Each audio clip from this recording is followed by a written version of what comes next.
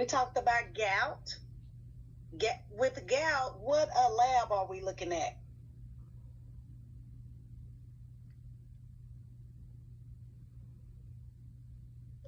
Uric acid. Absolutely. Uric acid level. So know what that level would look like if they have gout.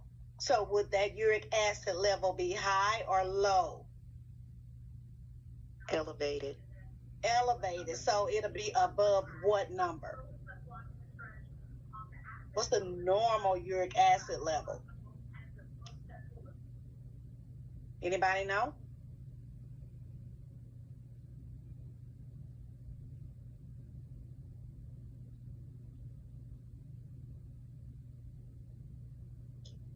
Is it 3.5 to like 7? To 8.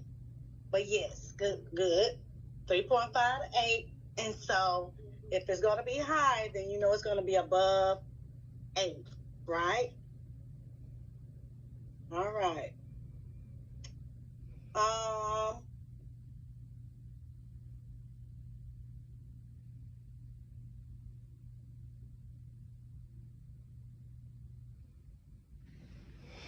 We talked about opioids. What is the main thing that an opioid can cause? Respiratory distress. Constipation. Okay, good. And then, good. So we know what opioids can cause. Let me see.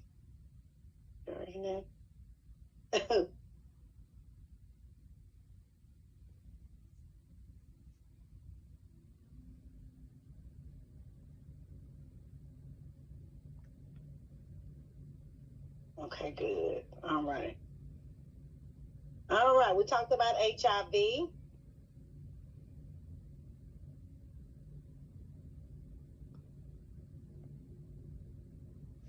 And what is the complication of HIV?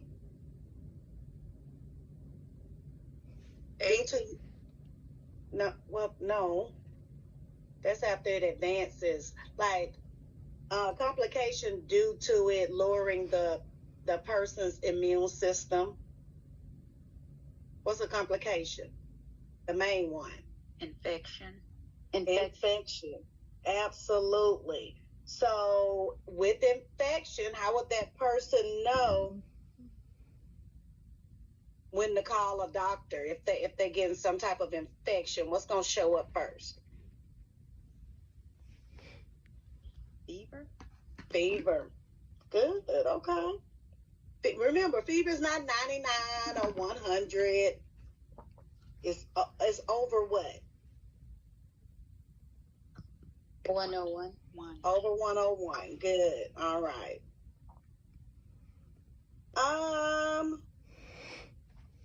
So remember that you always reassess after you give any type of analgesia, even if it's aspirin, whatever. You always reassess.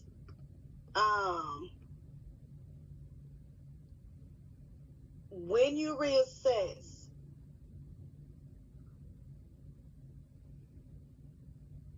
how do you know that pain, even if they say they're not in any pain or a little pain, you still, do their vitals? What can kind of clue you in on that they may still be in some pain? Elevated blood pressure.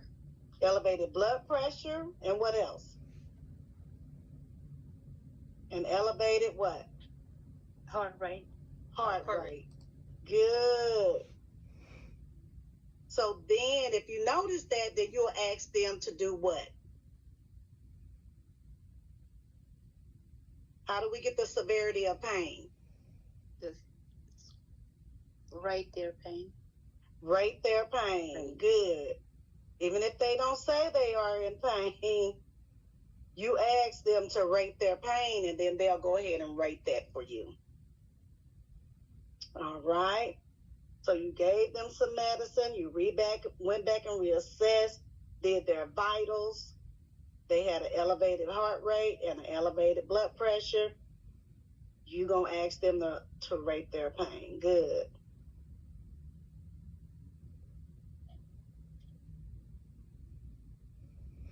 Now, now on the other end, they say they in pain, but they have a normal blood pressure and they have a normal heart rate. What could you do instead of giving them some type of pain medicine? Because, it must not be too bad, right? If their heart rate and blood pressure is normal, what can you do? Imagery? Huh? Like imagery? Okay, what else? Reposition. Repositioning. Good.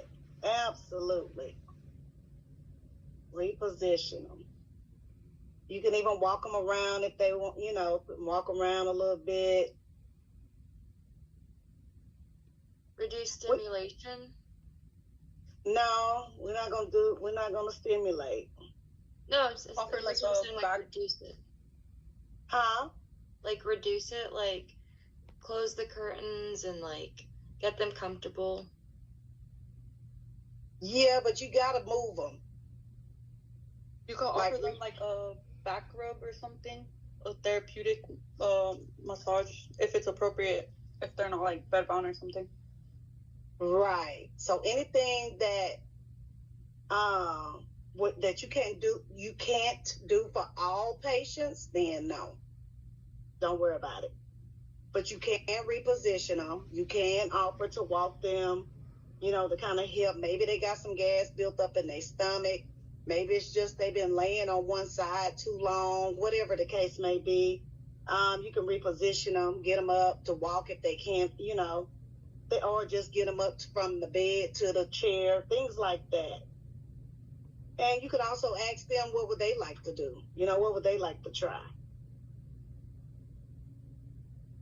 And they may say, can you massage my back? Now, it'd be up to you if you do that. I don't massage people. I don't do that. But you can if you're comfortable with it. Now we talked about type 1 hypersensitivity. Go ahead and pull those notes up. What causes a type 1 hypersensitivity?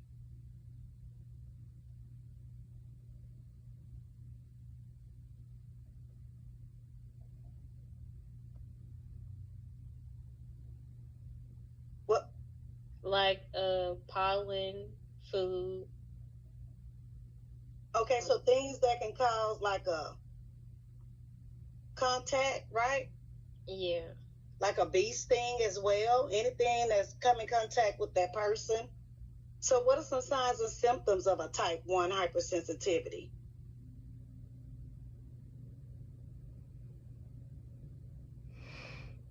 Rash. Okay, good. What else? Hives. Not hives. Huh? The itchiness at the site. Good. Itchiness. What else? Pain or warmth slightly. Like if it's a bee sting, there might be warmth or redness around the area. Yeah, could be. Let's talk about pollen. What if it's something like pollen? Bee allergy? A fever. Could it be rhinitis? Maybe. Okay. The nose. What else? What else when people have allergies? Swelling. Watery eyes. Watery eyes. What else do people do when they have allergies? Can they have like Sneezing. Sneezing. What else?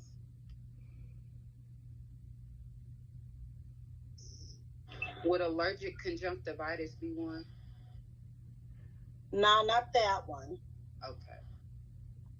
They could have done rubbed something in there, but not that one.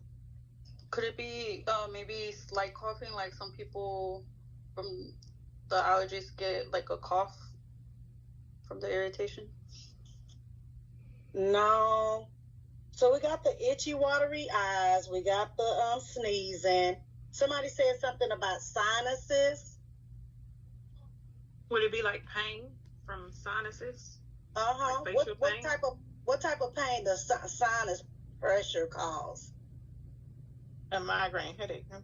Headaches, yes, headache. So remember, type 1 sensitivity is not deep, so you ain't gonna have the swelling and the stridor and the hives.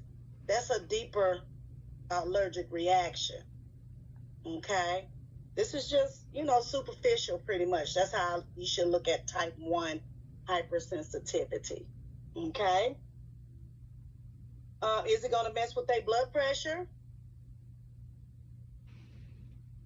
Yes. It's not going to mess with their blood pressure at all. No, it's not. No. Is it going to make them weak? No. No. Remember, think about when you have like allergies, because stuff flying all in the air. It don't make me weak. That's a different something else going on if that's happening. Okay. Let's keep moving. Pain management. So we talked about using heat and cold therapy, with pain management.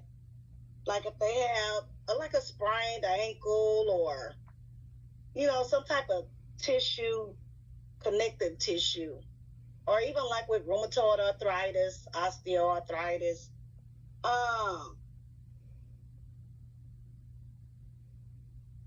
We put heat on what type of muscles?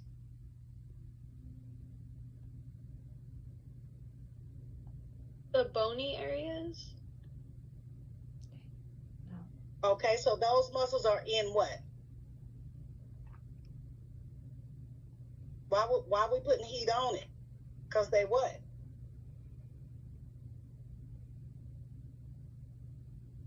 It inflamed? Not for the inflammation. What do we put on for inflammation? Not heat. For inflammation would be ice. Cold therapy is for inflammation.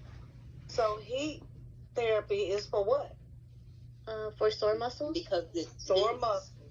Sore, painful muscles.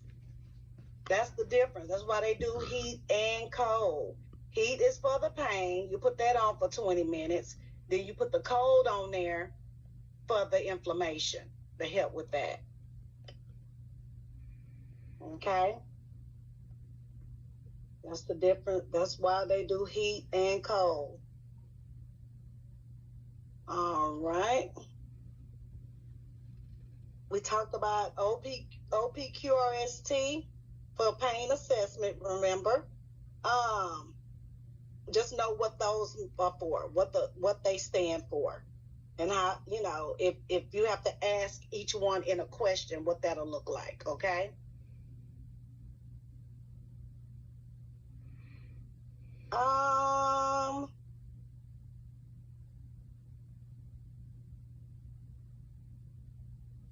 It's springtime again, so they got them itchy, watery eyes. So what type of hypersensitivity is that?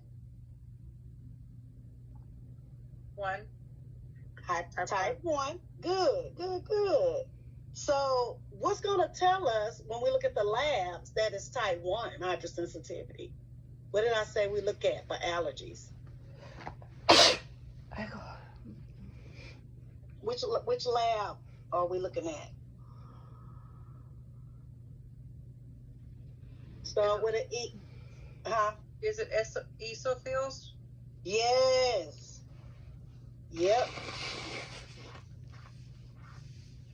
Absolutely.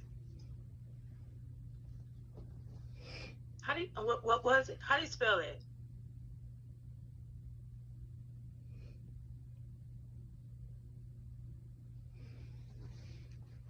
EOSINOPHILS.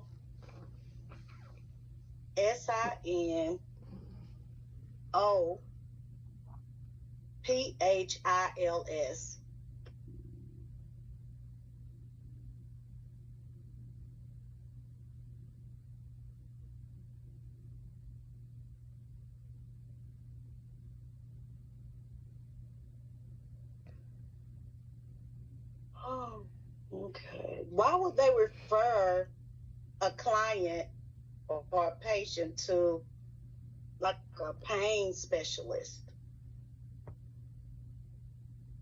So can get it under control. Good. Good. Good. That's absolutely correct. So if they trying to get it under control, then it is what? Uncontrolled. Dang, that's the word right there.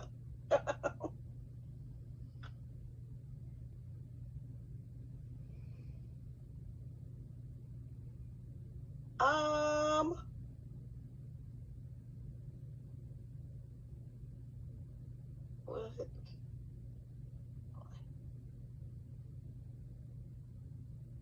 Anybody that's on, especially if they elderly, and they are on pain medication, we have to make sure we put them on what type of precautions? Fall risks. Fall risk precautions. Good. We have to make sure they are well educated on that med. So we give them what type of education? Do we just tell them, or do we give them something? Do we send them home with something? Information on the medicine. Okay, so written guidelines, and all patients are individualized, have their own individual goals. We talked about that. Rheumatoid arthritis. Know your education for rheumatoid arthritis that you'll be teaching the patient.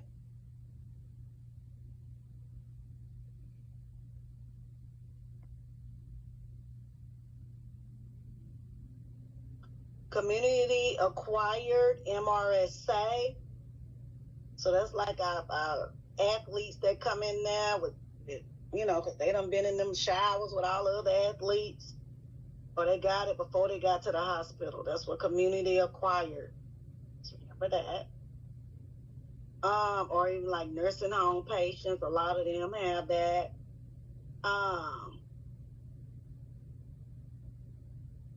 Know how to keep from spreading that MRSA.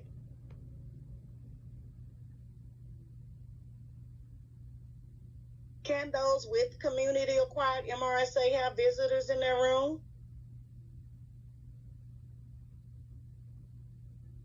Yes. Absolutely.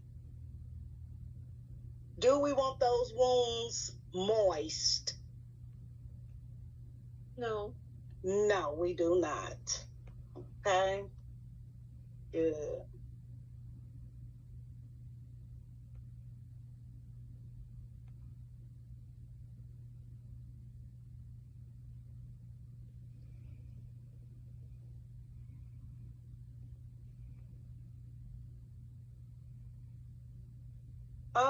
Make sure you know what standard precautions are.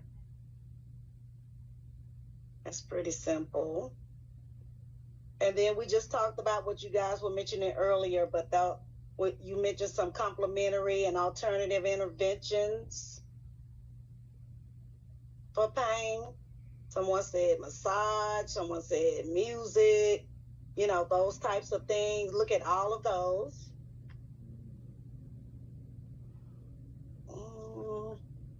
Of course, you got some dosage cal.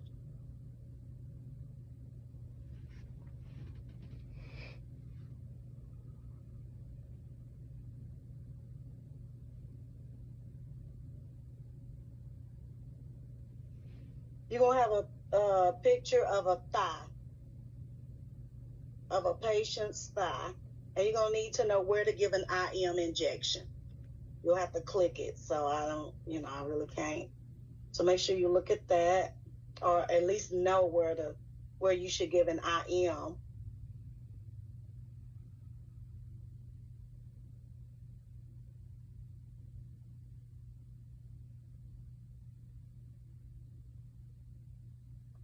All right. Know what innate and adaptive immunities are? Or what they do, actually. What does it do for the patient? Innate and adaptive. What do they provide?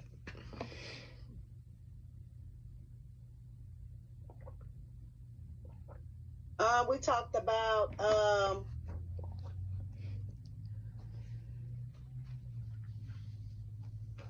medications for rheumatoid arthritis. Just know the name of the group of meds. It's a name for them that you would give for rheumatoid arthritis. We talked about that.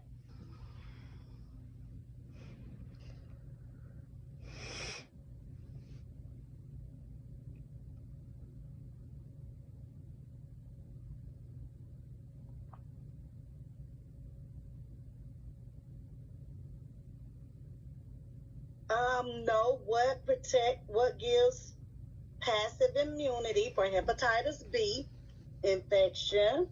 What do we give patients for hepatitis B so that they can have some immunity?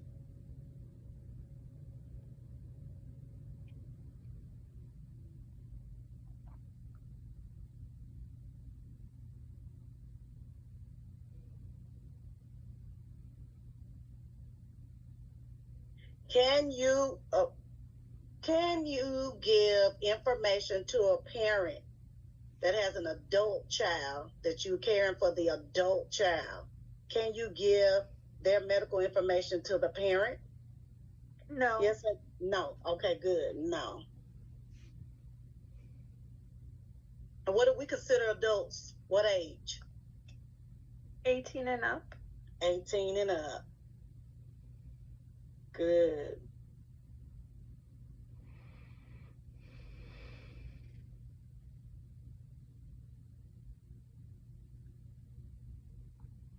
What's leukocytosis? What does that mean?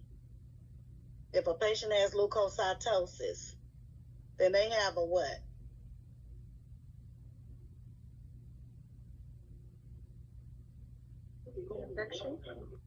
Infection. They have an infection. So you're going to be looking for what? What you going to be looking for on them?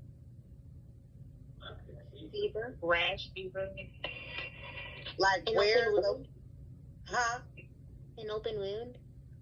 Good. You're going to be looking for where the infection is located. Good. You're going to be assessing them.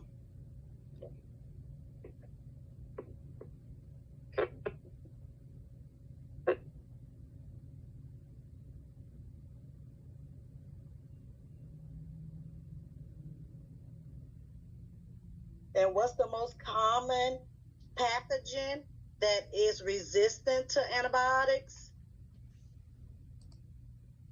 MRSA. MRSA.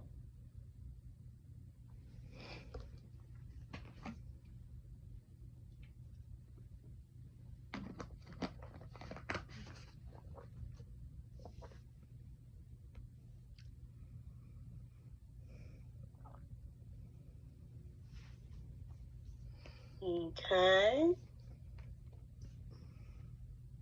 What patients have Kaposi sarcoma?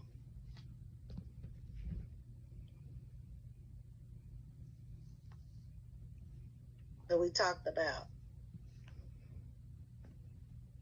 Those dark spots on the skin. HIV.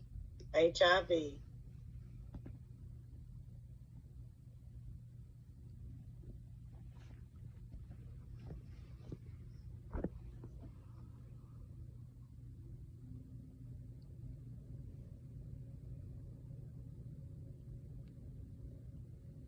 Do animals carry infections and bacteria, germs?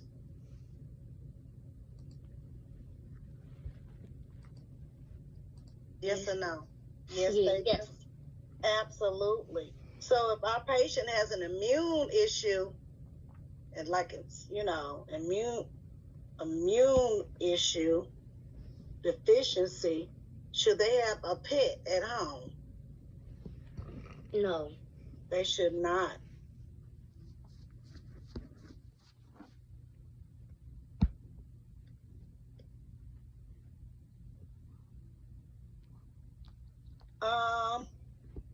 Okay, Mickey, I need you to go sit down over there, please. Thank you.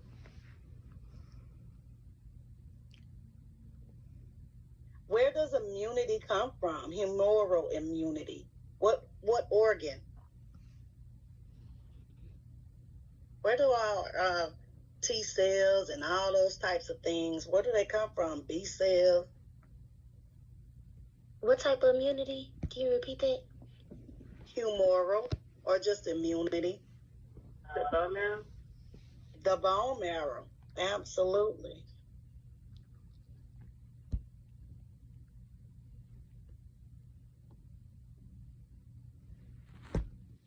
Mickey, you need to stop.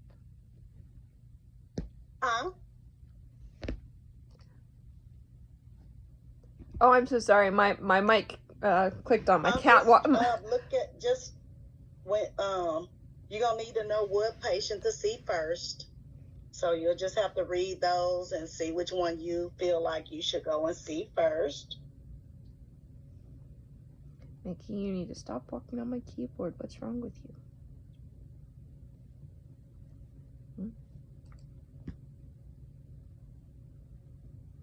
With our older adults, we're going to make sure when we're doing our interview with them, especially when they are in pain, that we allow them when we're asking questions? Time. Absolutely. Mickey, please.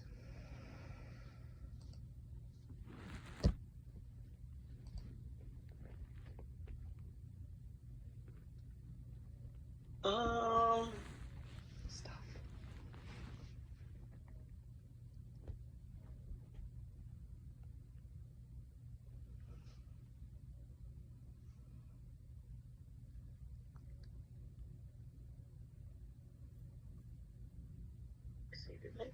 Wonderful. Care. Provided. 10.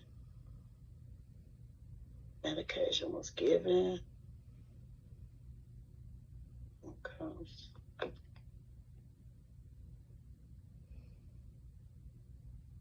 All right. So if you give your patient some pain meds, so say their pain is a 10 out of 10. So you go get the pain med, you give it to them, and then you already know you got to come back and reassess. When you come back and reassess, then that pain level has gone down dramatically. Does that let you know that that's what works for them? Yes. Absolutely. So the next time they say that they are in pain, 10 out of 10, are you going to say, oh, well, let me just reposition you? No. You're going to go ahead and you know what works for them right now, which is that pain medication. Good.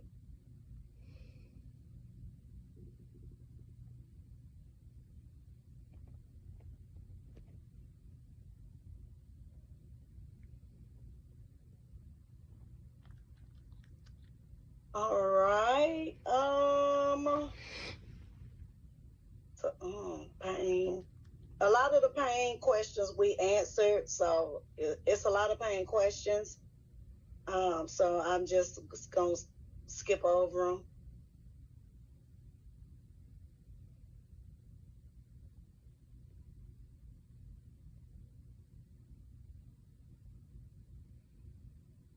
When you say pain questions, do you mean like the PQRST?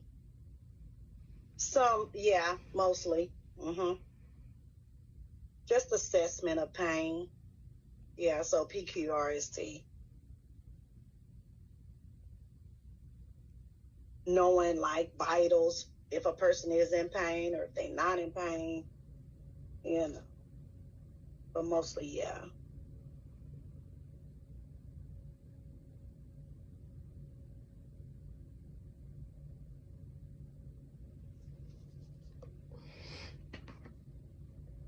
Okay, so with this one pain question, if you ask them if sitting up makes them feel better, or if, repositioning makes them feel better, then what type of assessment are you trying to get from them?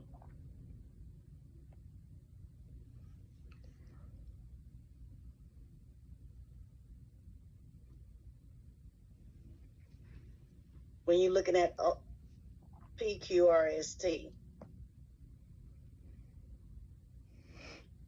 Would that be alleviating? Absolutely. Absolutely.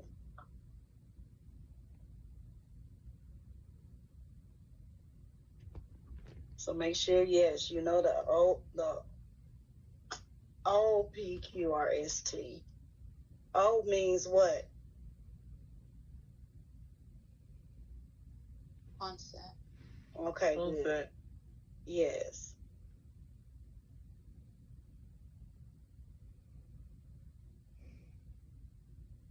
Know the difference between pharmacological and non-pharmacological pain intervention. What does pharmacological mean and what does non-pharmacological mean?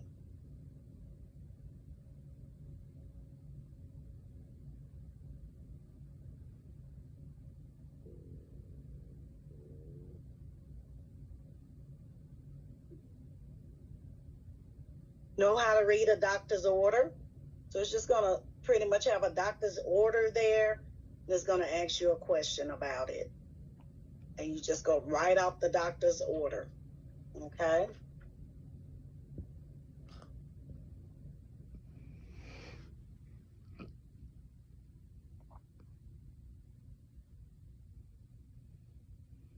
Prayer. Anything that do with a pastor or a spiritual leader, prayer, anything religious goes up under what type of therapy? Know what type of therapy that falls up under. Know what distraction therapy is and relaxation therapy.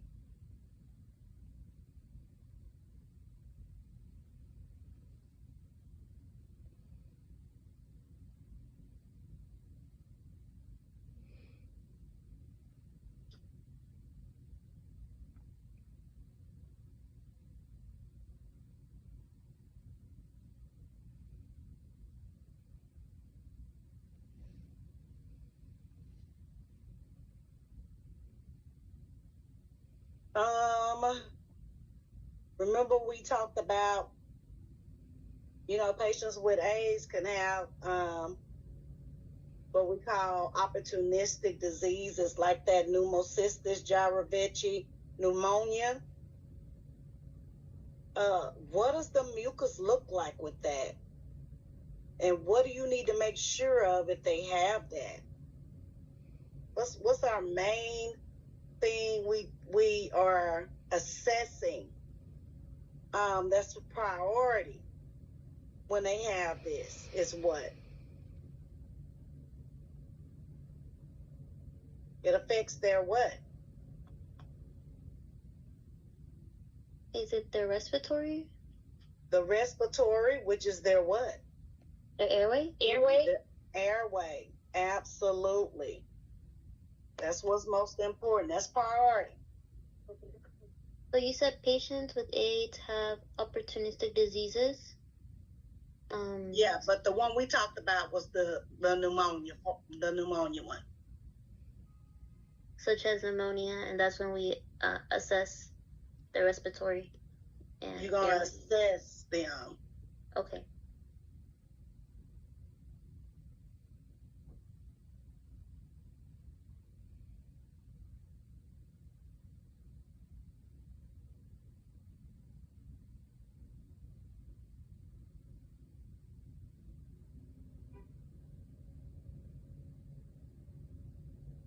All right.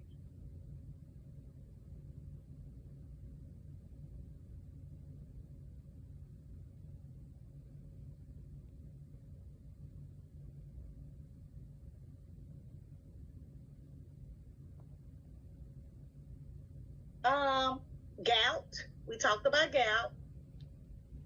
When you assess a patient, when you assess gout, what are you going to find? So make sure you know that. Either in the lab or just when you assessing it, looking at it, stuff like that. What are you going to see? What are you going to find for gout?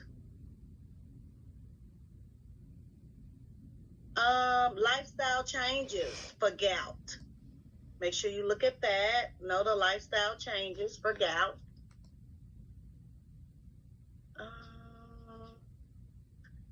Rheumatoid arthritis. Treatment for rheumatoid arthritis. Look at your treatment. Either in hospital or out of hospital treatments for that.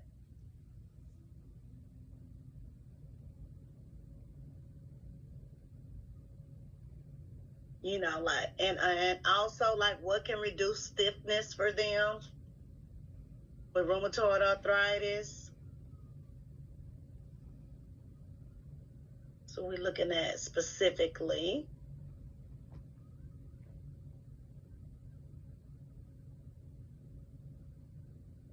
When we talked about rheumatoid arthritis, tell me about the pain. When is it worse and when is it better?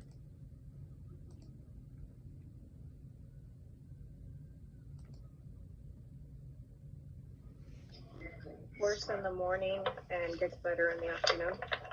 Okay, good.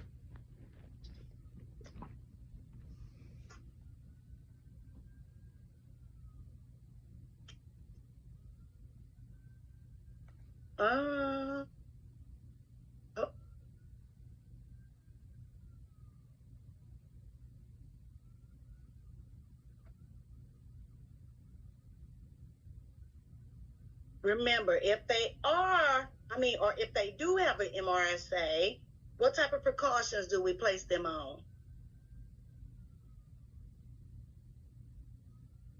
Contact. Good. Lupus.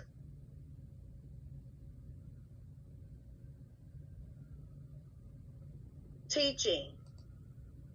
Self-care teaching for lupus. What do they need to make sure they're monitoring under self-care?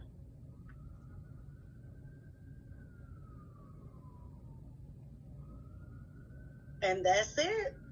Any questions? No.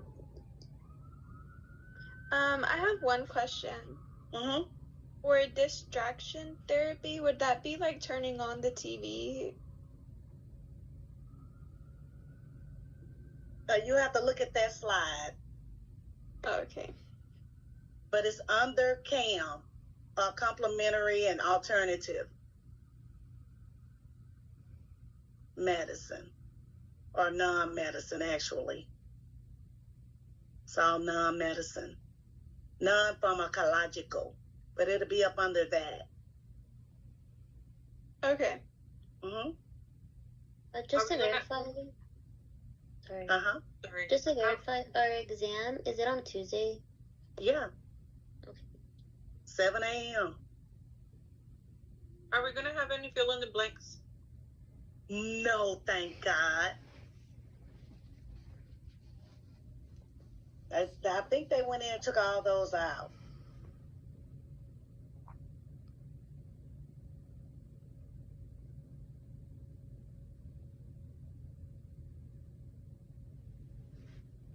Anything else?